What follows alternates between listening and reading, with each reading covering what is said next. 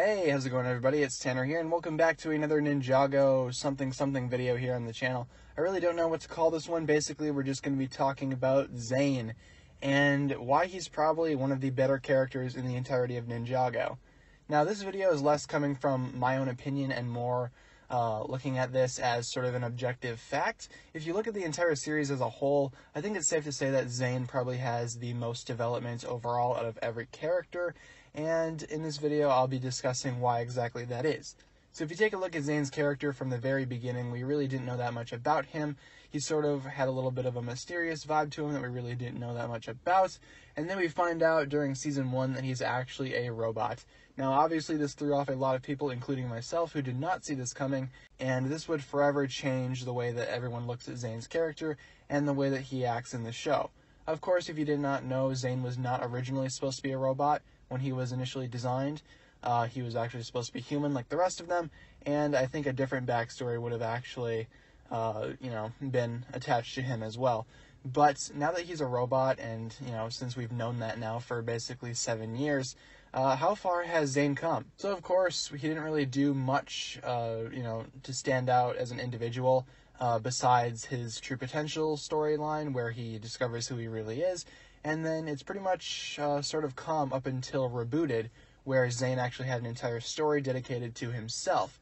Of course, at the end of that story, he ended up giving his life to defeat the Overlord, which was one of the first times that we've actually seen Zane do something of this degree, and it was quite a shock to actually, realize how far he had come since the beginning. So even now, now that we're 9 seasons in at this point, there's still a lot that needs to be discussed regarding Zane's character. Of course, in the Tournament of Elements arc, he was basically used as a plot device because he had rebuilt himself after he blew himself up fighting the Overlord, and this is when we first saw him in his new titanium form, and I'll be honest, it was kind of weird the first time I saw it, but eventually, like everyone else, we basically got used to it, and this is how Zane would remain throughout the entirety of the series, until Season 8, where a little new gadget was added, but we'll get to that eventually. Of course, with Seasons 5 and 6, and even 7 to an extent, he really didn't have that much of a chance to actually shine. He had Pixel in there with him in his head throughout the entirety of those seasons, because, of course, in Season 4 she was dismantled for whatever reason. Now, jumping ahead to Season 8, Pixel's back with him, and I believe Zane and Pixel actually make a pretty good team. Of course, since she's taken on the identity of Samurai X, the two have actually, started fighting together again. Not against each other, but fighting with each other against enemies, so that's nice to see. Also, in Season 8, Zane received his new little form-changing thing, where he can switch back and forth between his robot form and his cloaked human form, which is interesting. I really don't know why that was necessary, but I kind of liked it. And yeah, Season 9 basically was just a continuation of that, and who knows what the 2019 story will actually bring to Zane's character. Basically, what I was trying to express in this video is just how far Zane has actually come, and why he probably has the most character development out of all the ninja.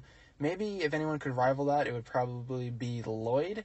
But overall, Zane, looking back when Ninjago first started, who would have expected that the White Ninja of Ice actually would go this far?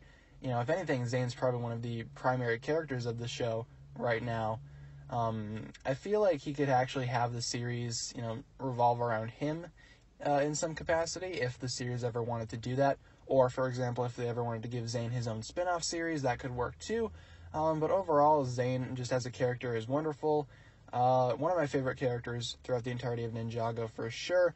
And just overall, he is a big, factor in the show, just around the show's quality and just how far it's come. A lot of that can be, specifically credited to Zane himself. So thanks a lot for watching, guys. This was just a quick little video discussing why exactly Zane is probably objectively one of the better characters in the entirety of Ninjago. And if you enjoyed the video, do not forget to give it a huge thumbs up rating. Also, remember that the subscribe button is there for you to click if you have not done so already. Be sure to do that because it would really help out the channel quite a bit, and it would very much be appreciated. Of course, the comment section is yours for any discussions you want to have regarding this topic, or if you just had a general comment, that's fine too. Thanks a lot for watching once again, guys. My name is Tanner Fishies, and with that, I bid you farewell.